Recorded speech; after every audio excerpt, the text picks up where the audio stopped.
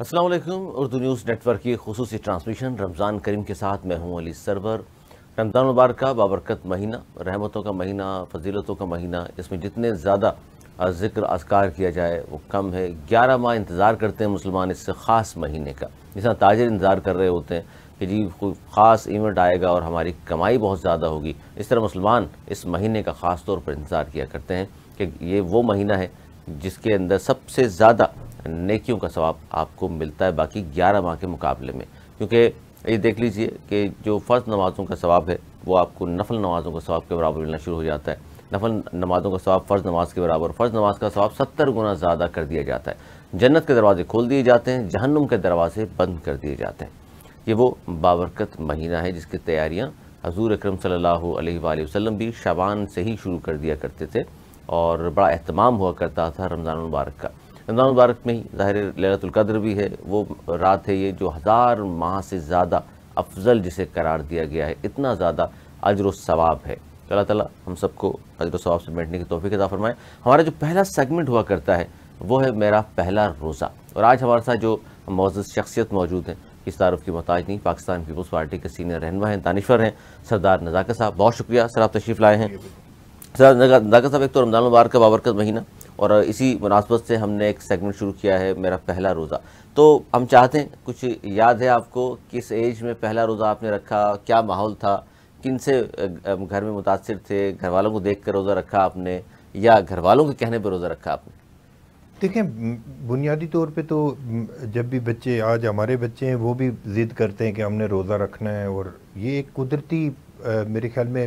جو بھی بچہ ہوتا ہے اس کے ذہن میں ایک چیز انجیکٹ ہو جاتی ہے کہ ہم نے رمضان کے روزے کسی نہ کسی طرح وہ زیادہ سے زیادہ رکھنے ہیں اور کہیں نہ کہیں سے ہم نے اس کی افتتاح کرنی ہے. تو میرا خیال یہ ہے کہ مجھے یاد ہے کہ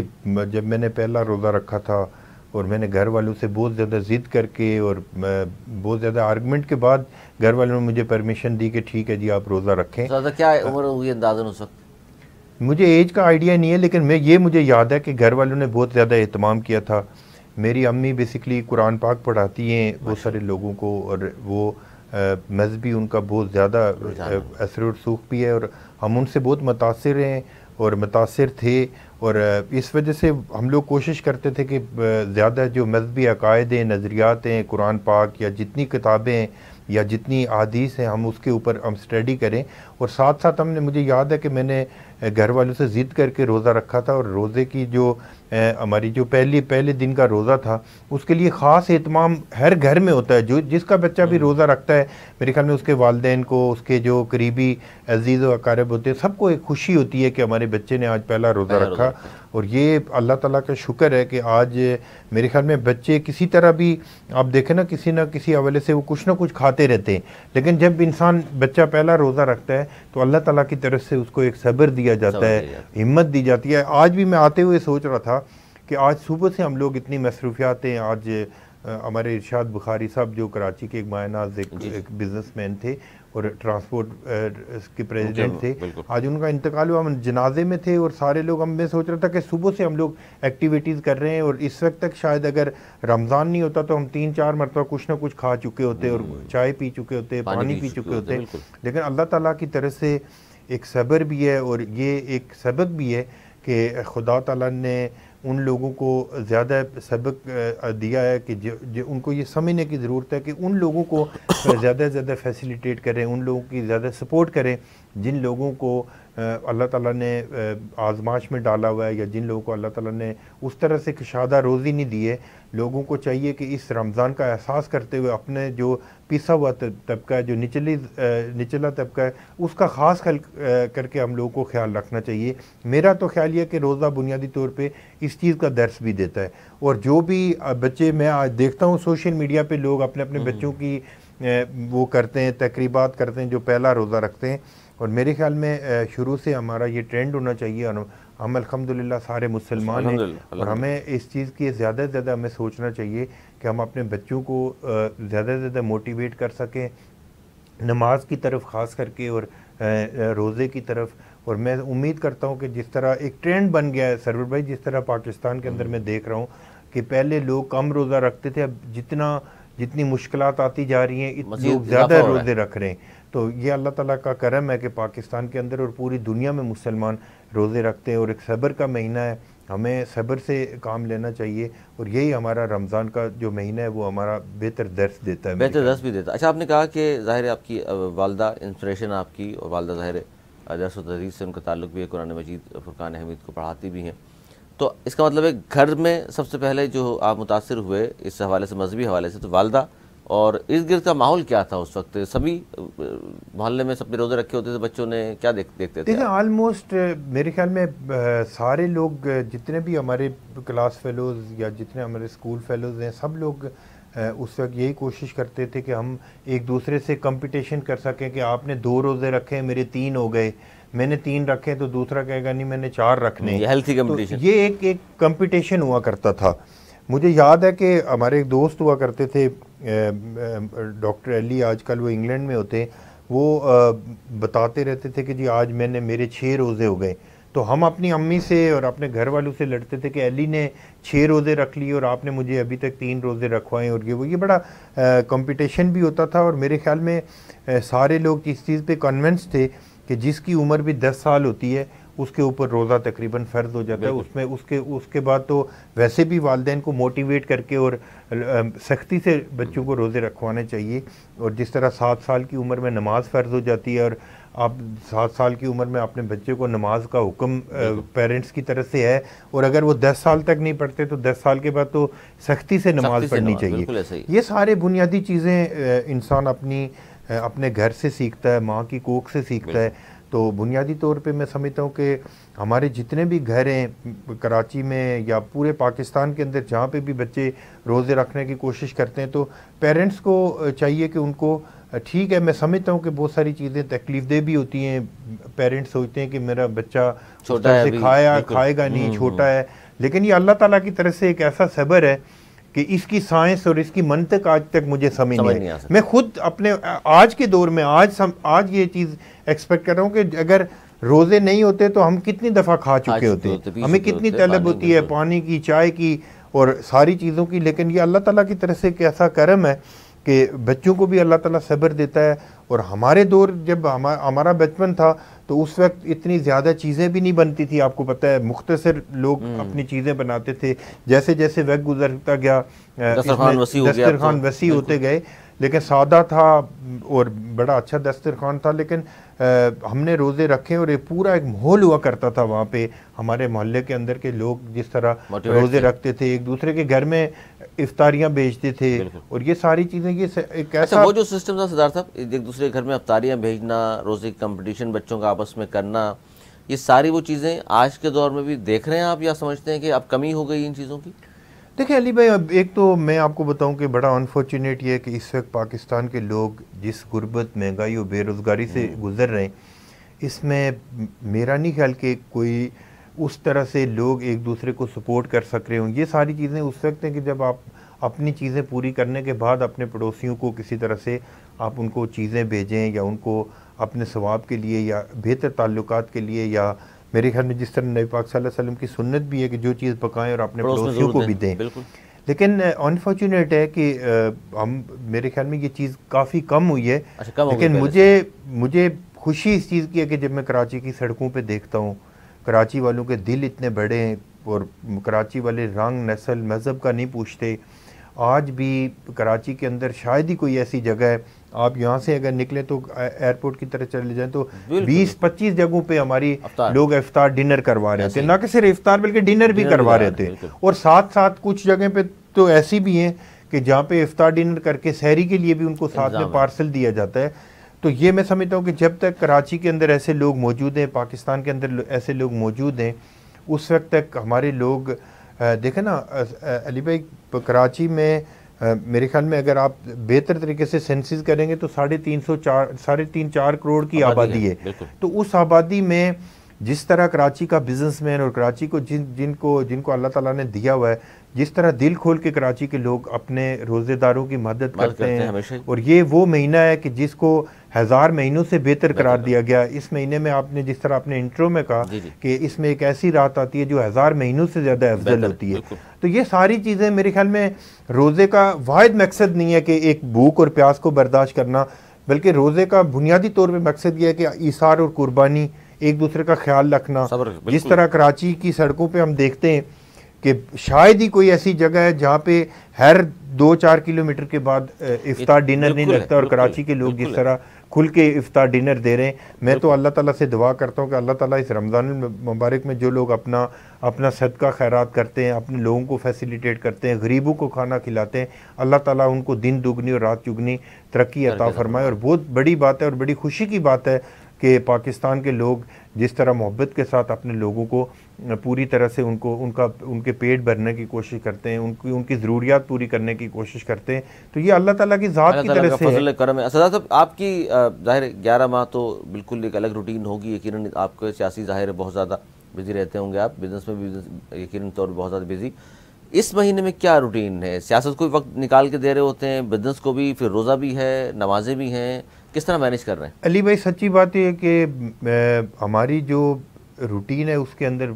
کوئی چینج نہیں آ سکتا، اس لیے کہ ہمیں ظاہر ہے ہم ورکنگ کلاس پولیٹیکل ورکر ہیں. ہم پہلے ہمارا جو میں اکثر دوستوں کو کہتا ہوں کہ ہم ایسے لوگ ہیں جو ہمارا ذریعہ معاش پولیٹکس نہیں ہے، ہمارا بریڈ اینڈ بیٹر جو ہے وہ پولیٹکس نہیں ہے، بلکہ آپ کو پتہ ہے میں کراچی چیمبر آف کامرس کا 17 سال سے ممبر ہوں اور ٹیکس پیئر ہوں. ہم اپنا بزنس کرتے ہیں، اس کے بعد ہم پارٹ ٹائم پولیٹکس بھی کرتے ہیں، سوشل ایکٹیویٹیز بھی کرتے ہیں، ساری چیزیں. لیکن کیونکہ ہماری کمٹمنٹس ایسی ہوتی ہیں، اپنی بزنس کی کمٹمنٹس ایسی ہوتی ہیں، پھر پولیٹیکل کمٹمنٹس ہوتی ہیں. میرے خیال میں پہلے 4-5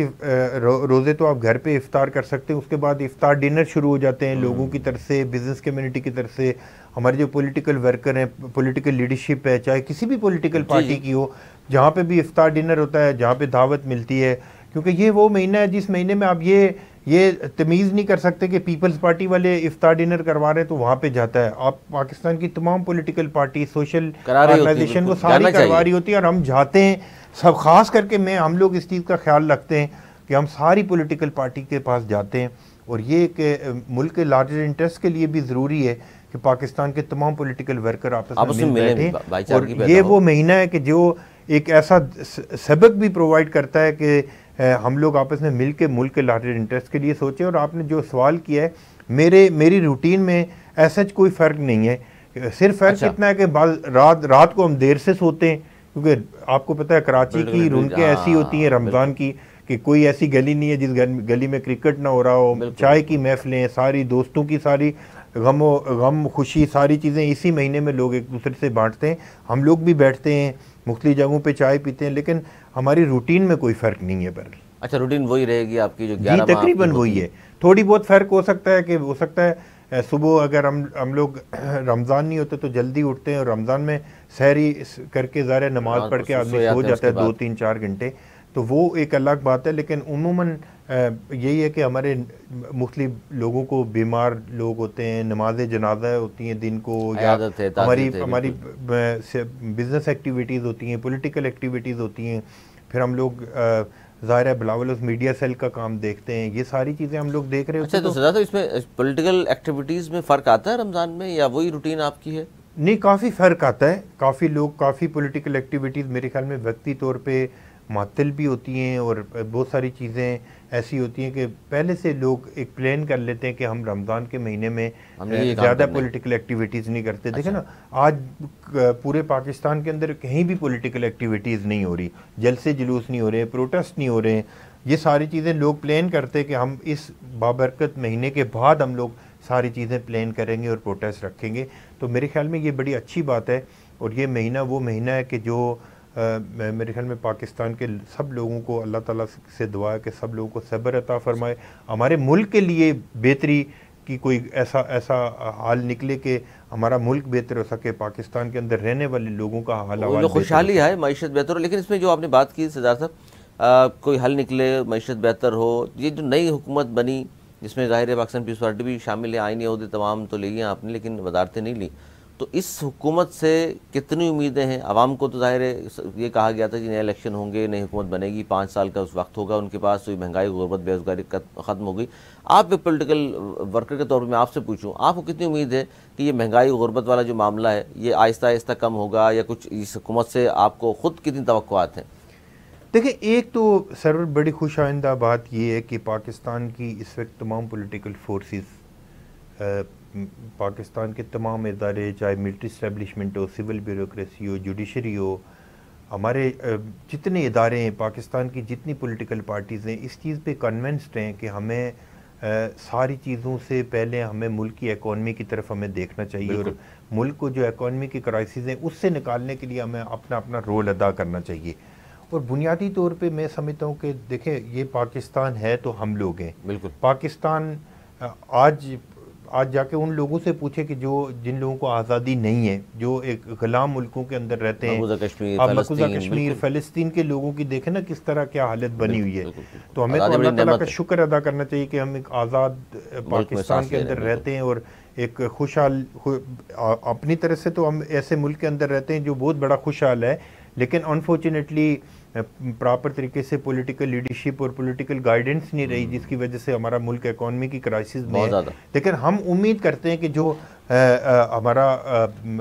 آئی ایم ایف کا جو ہم پروگرام میں جا رہے ہیں، اگر اس پروگرام کے اندر پیسفلی ہمیں ڈبل پروگرام مل جاتا ہے تو اس کے بعد دیکھیں نا جو کمٹمنٹس ہوئی ہیں ہمارے، چاہے آرمی چیف ہوں یا پرائم منسٹر پاکستان ہوں، ان کے ساتھ جو انٹرنیشنل کمٹمنٹس ہیں، جس طرح دبئی، سعودی عرب، قطر والوں کی کمٹمنٹس ہیں، پھر ایشین ڈیولپمنٹ بینک ہے، ورلڈ بینک کی کمٹمنٹس ہیں، اگر یہ سارے لوگ اپنا اپنا حصہ ڈالیں گے تو میرے خیال میں ملک کرائسس سے نکلے گا۔ اور ہم امید بھی کر سکتے ہیں پاکستان کے اندر کہ اس وقت سارے لوگ بڑے سیریس ہیں، اور میں اس موقع پر آپ کے چینل کے توسط سے پی ٹی آئی کے سربراہ عمران خان صاحب سے بھی ریکویسٹ کرتا ہوں، اور جو ان کی پولیٹیکل پارٹی ہے، کہ ملک کے لارجر انٹرسٹ کے لیے اپنا ٹیمپریچر کم کرنا چاہیے، اور اپنے اداروں سے بھی ریکویسٹ کرتا ہوں کہ جو پولیٹیکل کارکن بغیر کسی الزام کے جیلوں کے اندر ہیں، ان کے اوپر نرم گوشہ بھی ہونا چاہیے، اور ان کو فیسیلیٹیٹ کر کے، وہ بھی اس ملک کے شہری ہیں، ہم سب کو ایکولی ٹریٹ کرنا چاہیے۔ یہ سوچ جو ہے ذرا سا آپ کی صرف اپنی ہے یا آپ کی پارٹی بھی سوچ رہی ہے؟ دیکھیں میری پارٹی کی سوچ ہے۔ پاکستان پیپلز پارٹی کے چیئرمین بلاول بھٹو زرداری صاحب نے پہلی پریس کانفرنس میں، مجھے یاد ہے کہ اس پریس کانفرنس کے اندر میں موجود تھا جب یہ پی ٹی آئی کے اوپر کرائسس آئے، تو پاکستان پیپلز پارٹی کے چیئرمین بلاول بھٹو زرداری صاحب نے پہلی پریس کانفرنس بلاول اس میں کی تھی۔ اس میں انہوں نے کہا تھا کہ پولیٹیکل وکٹمائزیشن نہیں ہونی چاہیے، جو لوگ 9 مئی کے اندر انوالو ہیں ان کو بالکل پاکستان کے آئین اور قانون کے مطابق سزا ہونی چاہیے، لیکن اگر آپ بینگ اے پولیٹیکل پارٹی اگر آپ کسی کو ٹارگٹ کر کے اس کو وکٹمائز کریں گے تو پاکستان پیپلز پارٹی اس چیز کی مخالفت کرے گی، اور کیونکہ بنیادی طور پہ پاکستان پیپلز پارٹی اس چیز سے گزر کے آئی ہے، آپ کے سامنے کی بات ہے۔ دیکھیں علی بھائی، پاکستان پیپلز پارٹی، پاکستان کے اندر جو پولیٹیکل انجینئرنگ ہے، پاکستان کے اندر جو پارٹیاں توڑنے اور جوڑنے کا جو کھیل جاری ہے، اس کے سخت خلاف ہے۔ ہم آج بھی سمجھتے ہیں کہ پاکستان کے اندر پی ٹی آئی سمیت کسی پولیٹیکل پارٹی کو وکٹمائز نہیں ہونا چاہیے، سب کو ایکولی ٹریٹ ہونا چاہیے، پاکستان کے تمام شہریوں کو ایکولی ٹریٹ ہونا چاہیے، پاکستان کے تمام زبان بولنے والوں کو، پاکستان کے تمام صوبوں کو ایکولی ٹریٹ کریں گے تو ان کا احساس ہوگا کہ ہم ایسی ریاست کے اندر رہتے ہیں کہ جو ریاست ماں کے جیسی ہے، اور ریاست ہوگی ماں کے جیسی، ہر بچے سے پیار کرے گی۔ اس فلسفی کے اوپر پاکستان کے تمام شہریوں کو اگر آپ ایکولی ٹریٹ کریں گے، غلطیاں کوتاہیاں کس سے نہیں ہوتی؟ ہمارے اداروں سے غلطیاں ہوتی ہیں، ہماری پولیٹیکل ورکر سے ہوتی ہیں، پولیٹیکل پارٹیوں سے ہوتی ہیں تو ہمارے شہری ہیں۔ آپ کی سوچ ہے، آپ کی پارٹی کی سوچ ہے تو بہت اچھی ہے، لیکن سامنے سے جو اقدامات ہو رہے ہیں، میں بات کر رہا ہوں اب پی ٹی آئی یا سنی اتحاد کونسل میں شامل ہوئے ہیں جو لوگ، ان کی جانب سے جس طرح کے سخت بیانات آ رہے ہیں، جس طرح کی، اچھا ان کی ایک لاجک یہ ہے جو وہ کہتے ہیں کہ جی جب مزاحمت ہوگی تو مفاہمت ہوگی، تو اس آپ پولیٹیکل ورکر کے طور پر صحیح بات یہ ہے کہ مزاحمت ہوتی ہے تو ہی مفاہمت ہو سکتی ہے۔ دیکھیں علی بھائی، جو 9 مئی کا واقعہ ہوا اس کو اگر ٹرانسپیرنٹ طریقے سے آپ دیکھیں گے تو بہت ساری آرمی انسٹالیشن کے اوپر حملے ہوئے، اور بہت ساری ایسی جگہوں پہ، میں کراچی میں تھا، مجھے یاد ہے کہ شاہراہ فیصل پہ جس طرح رینجز کی چوکیاں جلائی گئی، بہت ساری آرمی انسٹالیشن پہ، خیر کراچی میں تو اتنا ایشو نہیں ہوا، اللہ تعالیٰ کا کرم رہا ہے کہ کراچی میں کافی چیزیں بہتر ہوئی ہیں، لیکن جس طرح لاہور میں قائد اعظم محمد علی جناح صاحب کی جو رہائش تھی اس کو جلایا گیا، شہداء کے مجسمے انفارچونیٹلی ان کی بے حرمتی کی گئی، جنہوں نے اپنا آج ہمارے کل کے نام قربان کیا تھا ان کی بے حرمتی کی گئی۔ یہ ساری چیزیں ہم نے کر کے پاکستان کے لوگوں نے یا عمران خان صاحب کی پارٹی کے لوگوں نے کر کے نہ کہ صرف پاکستان کے اندر بلکہ پوری دنیا میں پاکستان کا ایک تماشا بنایا. دیکھیں جو بھی چیزیں ہوتی ہیں سر بھائی، کوئی بھی دنیا کے اندر کسی بھی چیز کی ایکوریسی کہیں بھی نہیں ہو سکتی. اگر آپ ہم ذوالفقار علی بھٹو شہید کو دیکھیں، محترم بینظیر بھٹو کو دیکھیں، ہمارے ہزاروں کارکن پاکستان پیپلز پارٹی کے شہید ہوئے، اور پاکستان کے اندر بہت ساری پولیٹیکل پارٹی وکٹمائزیشن ہوئی ہے بہت ساری پولیٹیکل پارٹیوں کی، لیکن وہ انسان پروٹیسٹ بھی کرتا ہے، ڈائلاگ بھی کرتا ہے، فلیکسیبلٹی بھی شو کرتا ہے. لیکن اگر آپ یہ سوچیں کہ میں ریاست کے ساتھ ٹکر لے کے یا اس طرح کر کے ان کی بے حرمتی کر کے، یہ کہیں بھی نہیں ہے. اچھا آپ دیکھیں نا، آپ امریکہ میں دیکھیں کہ ڈونلڈ ٹرمپ کی گورنمنٹ تھی تو پینٹاگون اور وائٹ ہاؤس 4 سال آمنے سامنے رہے. ان کے جتنے ٹرمپ کے فیصلے تھے وہ سارے انڈو کرنے پڑے ان کو. ان کے پوری دنیا کے اندر کہیں نہ کہیں ملٹری اسٹیبلشمنٹ کا اپنا ایک رول ہوتا ہے، ماننا چاہیے. تو اس میں ہمیں یہ لائن ڈرا نہیں کرنی چاہیے کہ اس سے ہم نے بات نہیں کرنی اور اس سے ہم نے بات کرنی ہے. یہ لائن جب تک پاکستان کی پولیٹیکل لیڈرشپ اگر ڈرا کر کے چلے گی تو پاکستان کے حالات ایسے ہی رہیں گے. آپ کو یاد ہوگا کہ جب محترم بینظیر بھٹو شہید پنڈی کے اندر شہید کیا گیا تو آصف علی زرداری صاحب اس وقت لاڑکانہ کے اندر بیٹھ کے انہوں نے کہا کہ پاکستان کھپے کا نعرہ لگایا. بہت سارے لوگ کراچی کی ایم کیو ایم کے اوپر بہت ساری جو جتنی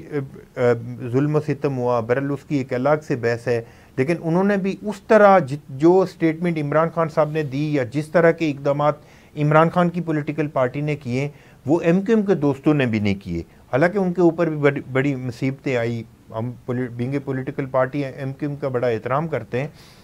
ساری پولیٹیکل پارٹیوں کے ماضی میں اگر آپ چلے جائیں کہ نیشنل عوامی پارٹی جو تھی جو آج کل اے این پی بنی ہوئی ہے، اس کے اوپر جس طرح کے کرائسس گزرے ہیں، لیکن کہیں بھی ایسا نہیں ہوا کہ آپ ریاست کے سامنے اٹھ کے کھڑا ہو جائے. جب آپ ریاست کو چیلنج کریں گے، اب جو ریاست کے شہداء کی بے حرمتی کریں گے تو میرا نہیں خیال کہ ریاست اس کو ریاست تو ریکٹ کرے گی. لیکن آپ کو کیا لگتا ہے کہ یہ سارا معاملہ جو چل رہا ہے، جس طرح کا ماحول گرم ہے، اب تک نیچے نہیں آ رہا، یہ آگے جا کے ہوگا کچھ ٹھنڈا؟ دیکھیں امید تو یہ ہے کہ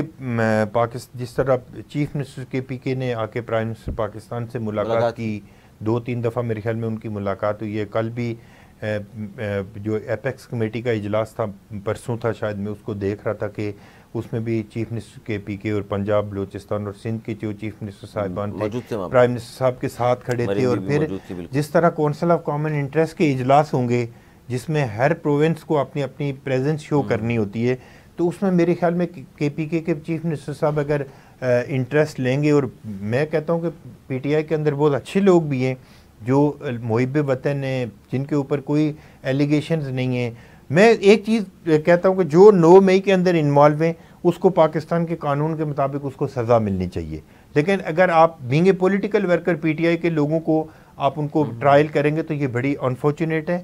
ریاست سے بھی میں اس وقت ریکویسٹ کرتا ہوں کہ اس میں آپ لوگوں کو ٹرانسپیرنسی تھوڑی سی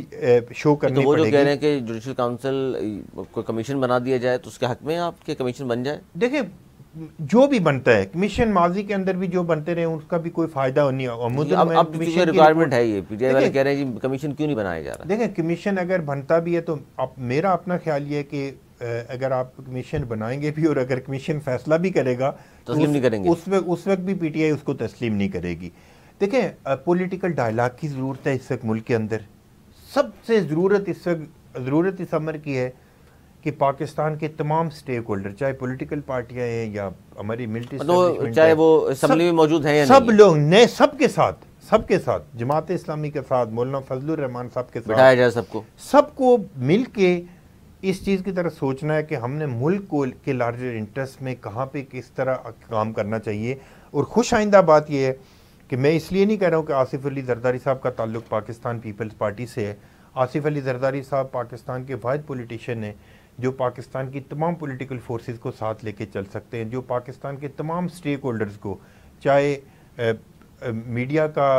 کا سٹیک ہے یا جو بھی پاکستان کے اندر سٹیک ہولڈرز ہیں، ان سب کو ساتھ لے کے چلنے کی اگر پاکستان کے اندر کسی میں کیپیسٹی موجود ہے تو وہ آصف علی زرداری صاحب ہے. اگر وہ ملک کے پریزیڈنٹ بنے تو میں امید کرتا ہوں کہ عمران خان سمیت پاکستان کی تمام پولیٹیکل پارٹیز کے ساتھ مذاکرات کریں گے. اچھا، اس میں آپ نے جو بات کی آئی ایم ایف کے حوالے سے کہ 2 بڑے پروگرام اگر آ جاتے ہیں تو ملک کی معیشت بہتر ہوگی، لیکن سردار صاحب آئی ایم ایف کے پروگرام سے ہم یہ بھی دیکھ رہے ہیں کہ پھر بجلی گیس کی قیمتیں بھی آپ کو بڑھانی پڑیں گی، ان کی شرائط ظاہر ماننی پڑیں گی آپ کو، تو پھر عوام پہ تو مزید مہنگائی کے بم گریں گے. دیکھیں سر، ایک چیز تو سمجھنے کی ضرورت ہے کہ آئی ایم ایف میں صرف پاکستان آئی ایم ایف کے پروگرام میں نہیں ہے، ملک پوری دنیا کے ملک جو ہے وہ آئی ایم ایف کے پروگرام میں ہوتے ہیں. خود ہندوستان برابر میں ہمارے پڑوس میں آئی ایم ایف کے پروگرام میں ہے. آئی ایم ایف کے پروگرام میں جانے کا قطعاً مطلب یہ نہیں ہے. پاکستان کے اندر انفارچونیٹلی بڑا پرسپشن کریٹ ہوا ہے کہ خدا نخواستہ آئی ایم ایف کے پروگرام میں ایک پاکستانی گیا ہوا ہے. پوری دنیا کے اندر آئی ایم ایف ایک مانیٹرنگ فنڈ ہے. لیکن سردار صاحب یہ آپ مطلب فخریہ بات تو نہیں ہے. نہیں، فخریہ بات نہیں ہے. میں اس چیز کو مانتا ہوں کہ بہت سارے لوگ آئی ایم ایف کے پروگرام میں گئے تھے اور بعد میں اپنی اکانومی بہتر کر کے آئی ایم ایف کے پروگرام سے نکلے بھی ہیں. اس وقت ضرورت اس امر کی ہے. دیکھیں، جب آپ آئی ایم ایف کے پروگرام میں جائیں گے، اگر آپ آئی ایم ایف کے پروگرام میں نہیں جاتے تو نہ آپ دنیا کا کوئی ملک، دنیا کا کوئی ادارہ آپ کے ساتھ نہ ٹریڈ کرے گا، نہ آپ کی ہیلپ کرے گا، کسی طرح سے بھی آپ کو نہیں کرے گا. صاحب اس کا مطلب یہ کہہ رہے ہیں آپ کہ آپ کے پاس، اس حکومت کے پاس پلان بھی موجود ہی نہیں ہے، صرف یہی پلان موجود ہے کہ جی آئی ایم ایف. دیکھیں، آئی ایم ایف کے بغیر تو نہ آپ کو کوئی ملک پیسے دے سکتا ہے، نہ آپ کے ساتھ کوئی ٹریڈ کر سکتا ہے. آئی ایم ایف کے پروگرام میں جائیں گے، پھر پوری دنیا کے لوگ آپ کے اوپر ٹرسٹ کریں گے کہ آئی ایم ایف کا پروگرام میں یہ گئے ہوئے ہیں، وہ ساری چیزیں مینیج ہوں گی. اور دیکھیں، جب پاکستان کے اندر ایک فارن ریزرو آئے گا، اگر آئی ایم ایف کے پروگرام میں ہم چلے جاتے ہیں، گو کہ آئی ایم ایف سے ہمیں بہت زیادہ پیسے ملنے نہیں ہیں، لیکن اگر ہم آئی ایم ایف کے پروگرام میں جائیں گے، جن ملکوں میں نے ہمارے ساتھ کمٹمنٹ کیا ہے ہمیں مدد کرنے کے لیے یا ہمارے ساتھ ٹریڈ کرنے کے لیے، چاہے وہ ادارے ہیں پوری دنیا کے یا کوئی بھی ملک ہے، اگر وہ ہمیں ٹریڈ کرنے کے لیے ہمارے ساتھ ٹریڈ کریں گے تو ہی ملک بہتر ہوگا. اچھا، آئی ایم ایف کے پاس جانے سے، آئی ایم ایف سے قرضہ لے کر یہ تاریخ رہی ہے کہ دنیا کے کسی ملک نے ترقی تو نہیں کی. ایسے ہی ہے. دیکھیں، آئی ایم ایف کا مطلب یہ ہے کہ وہ پوری دنیا کے اندر فنڈ کو مانیٹر کرتے ہیں. بیسیکلی انٹرنیشنل مانیٹرنگ فنڈ ظاہر ہے، انٹرنیشنل مانیٹرنگ فنڈ ہے. آئی ایم ایف کوئی ہیلپنگ اینڈ نہیں ہے. یہ بات سمجھنے کی ضرورت ہے کہ آئی ایم ایف کوئی ہیلپنگ اینڈ نہیں ہے کہ جی وہ آپ کو مدد کرنے والا کوئی ہاتھ نہیں ہے، بلکہ آپ پوری دنیا میں ایک میکینزم بنا ہوا ہے کہ جس نے پوری دنیا سے ٹریڈ کرنا ہے، خاص کر کے تھرڈ ورلڈ کنٹریز، انہوں نے اگر پوری دنیا سے ٹریڈ کرنا ہے یا کہیں سے ہیلپ لینی ہے تو ان کو آئی ایم ایف کے پروگرام میں جانا ضروری ہوتا ہے، کیونکہ آئی ایم ایف اس کو مانیٹر کرے گا. میں مثال دیتا ہوں آپ کو کہ اگر ہمیں قطر، دبئی یا سعودی عرب والے کوئی سپورٹ کرتے ہیں، ایشین ڈیولپمنٹ بینک کرتا ہے، ورلڈ بینک ہمیں سپورٹ کرتا ہے کسی حوالے سے، تو اس کی شرط یہ ہوتی ہے کہ آپ آئی ایم ایف کے پروگرام میں ہوں، کیونکہ جو بھی فنڈ وہ پرووائڈ کریں گے تو اس کی مانیٹرنگ جو ہوگی وہ آئی ایم ایف کرے گا کہ آپ نے پراپر طریقے سے فنڈ کی یوٹیلائزیشن ہوئی، کہیں اس فنڈ کو ٹیررزم کے لیے یوز تو نہیں ہوا. کیونکہ انفارچونیٹلی ہماری ماضی کی غلطیاں تو ہیں نا، آپ اس چیزوں کو تو ماننا پڑے گا نا کہ ماضی کے اندر ہم لوگوں نے، انفارچونیٹلی میں بات یہ کہہ رہا ہوں کہ ہم لوگوں نے، ہمارے تو دہشت گردوں کے ساتھ ہمارے لنک رہے نا. ہماری ریاست کی سطح پہ اگر بات کریں یا ہمارے افراد کی سطح پہ اگر بات کریں تو ہمارے انفارچونیٹلی پروو ہوئے چیزیں نا. ہم نے رشیا کو توڑنے کے لیے افغانستان کو سپورٹ کیا امریکہ سے ڈالر لے کے. یہ ساری ہماری ہسٹری رہی ہے انفارچونیٹلی. اس وجہ سے جہاد کے نام پر جنگ لڑتے رہے. ہاں، جہاد کے نام پہ کبھی ہم غزوہ ہند کی بات کرتے ہیں، کبھی ہمارا تو کوئی ایک پراپر. یہ بڑی اہم گفتگو ناظرین جاری. چھوٹا سا بریک لے لیں، بریک کے بعد مفتی صاحب بھی ہم جوائن کریں گے. چھوٹا سا بریک ہے، بریک کے بعد پھر حاضر ہوتے ہیں. سردار نزاکت ہمارے ساتھ موجود ہیں اور بہت اہم گفتگو ہو رہی ہے. اس پہ عام طور پر لوگ سوچا کرتے ہیں کہ جی آئی ایم ایف سے پیسے لینے کے باوجود پاکستان ترقی کیوں نہیں کر رہا. اس پر بڑی اہم یہ گفتگو ہے کہ اب ہوگا کیا. اگر پاکستان کو قرض مل جاتا ہے تو کیا مہنگائی غربت میں کمی آئے گی یا مزید پیٹ پہ پتھر باندھ کر ہمیں آپ کو انتظار کرنا ہوگا. ایک چھوٹا سا بریک کے بعد پھر حاضر ہوتے ہیں. کہیں مت جائیے گا. السلام علیکم.